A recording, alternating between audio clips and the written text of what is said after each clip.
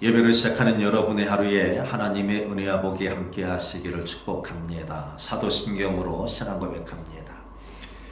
전능하사 천지를 만드신 하나님 아버지를 내가 믿사오며 그 외아들 우리 주 예수 그리스도를 믿사오니 이는 성령을 잉태하사 통정녀 마리아에게 나시고 본디오 빌라도에게 고난을 받으사 십자가에 못 박혀 죽으시고 장사한 지 사흘 만에 죽은 자 가운데서 다시 살아나시며 하늘에 오르사 천능하신 하나님 우편에 앉아 계시다가 죄리로서 산자와 죽은 자를 심판하러 오시리라. 성령을 믿사오며 거룩한 공예와 성도가 서로 교통하는 것과 죄를 사하여 주시는 것과 몸이 다시 사는 것과 영원히 사는 것을 믿사옵나이다. 아멘. 511장 찬양합니다. 511장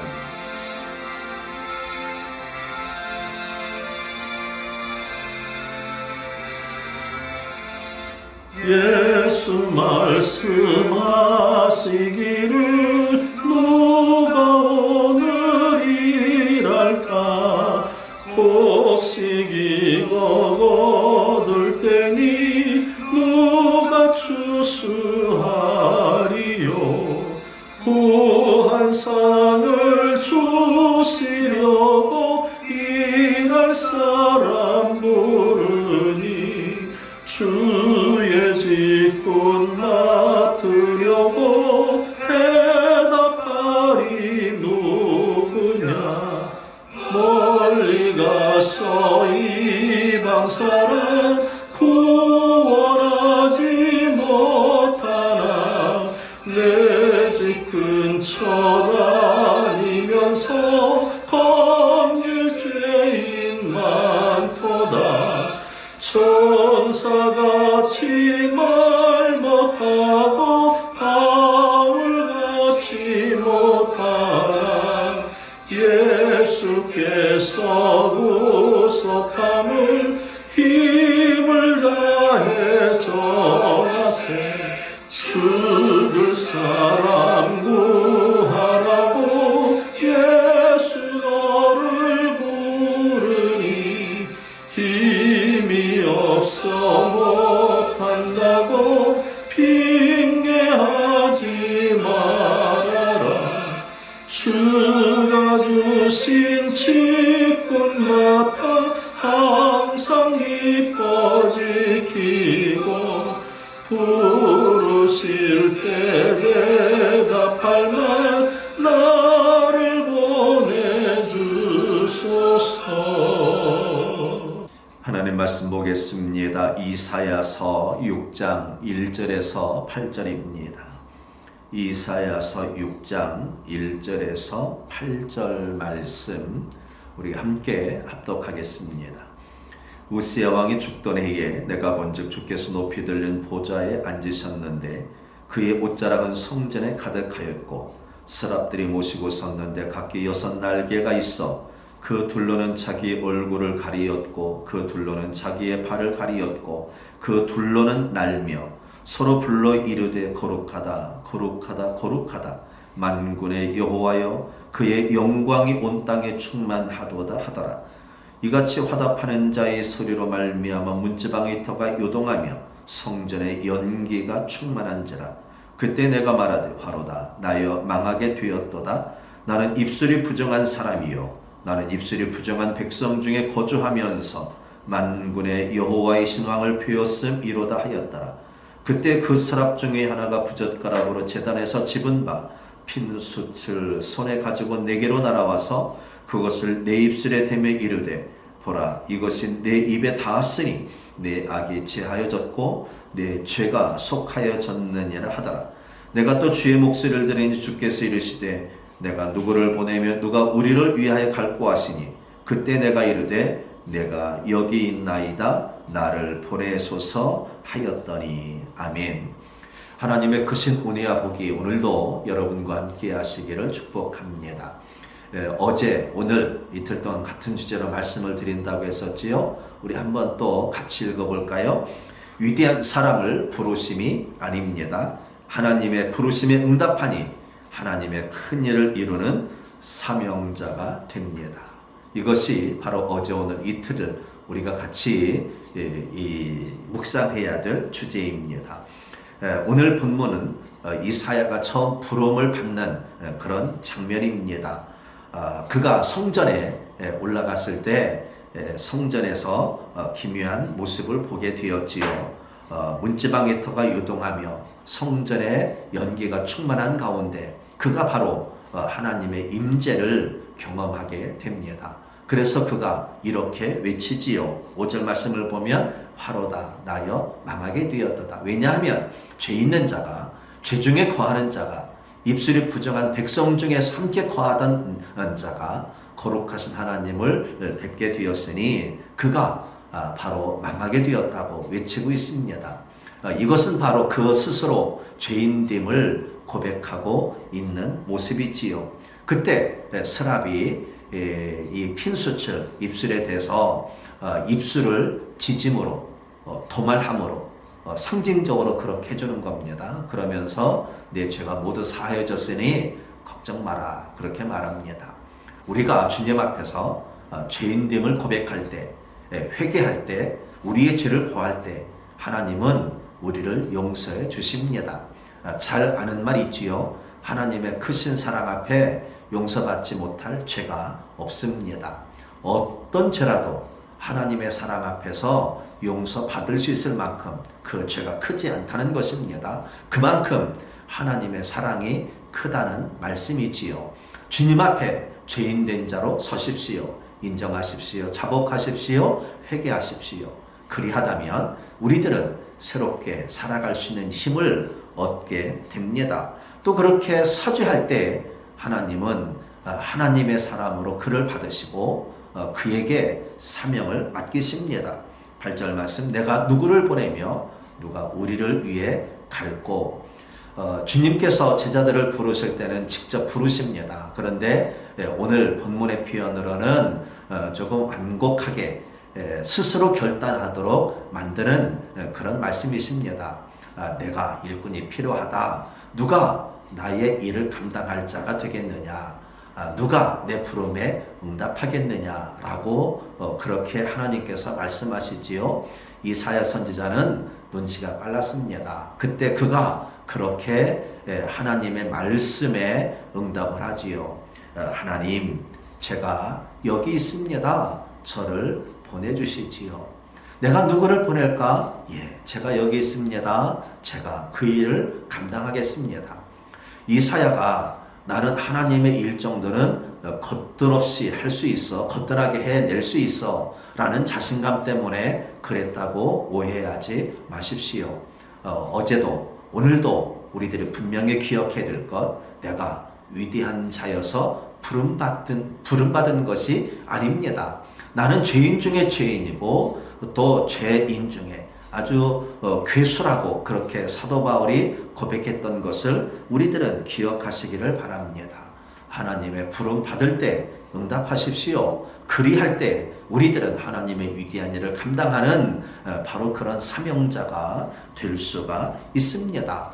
하나님께서 사역을 맡기려 하실 때 여러분들은 어떻게 응답하십니까? 직접 부르시기도 하지만 또 담임 목사를 통해서 또 교회 조직을 통해서 여러분들을 부르십니다. 여러분들은 그리할 때 어떻게 하십니까? 여러분들이 시간이 없다고, 능력이 부족하다고, 자신이 없다고 그렇게 한 걸음 뒤로 물러서려 할 때 하나님께서 하나님의 부르심을 받을 때 응답했던 자에게 내려주시는 하나님의 은혜, 하나님의 능력, 또 그에 걸맞는 열매 주셨던 것 잊지 마시기 바랍니다. 부름에 응답하십시오. 그리고 기쁨으로 감당하십시오. 그리하다면 여러분들은 하나님의 위대한 일꾼이고 또 하나님 나라의 큰 상급이 약속되어 있다는 사실을 기억하시기를 바랍니다. 하나님의 은혜를 누리시고 또 하나님의 귀한 일꾼으로 오늘도 승리하시기를 주님의 이름으로 축복합니다. 기도합니다. 주님 감사합니다. 이사야 선지자를 부름처럼 또 제자를 부름처럼 그들이 응답하였을 때 주님은 그들을 사용하시고 그들을 통해 하나님의 위대한 역사를 이루어 가셨음을 믿습니다.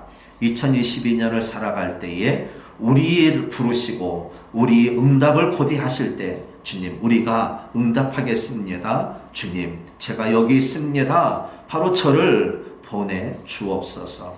우리 성도들을 불러주셨으니 우리 모든 성도들이 응답할 때 크게 사용하여 주시옵고 또 귀한 열매도 맺게 하여 주옵소서. 주님 안에 승리케 하시고 주님의 영광을 맛보게 하시고 하나님의 기쁨이 되어 살아가게 하옵소서. 예수님의 이름으로 기도합니다. 아멘.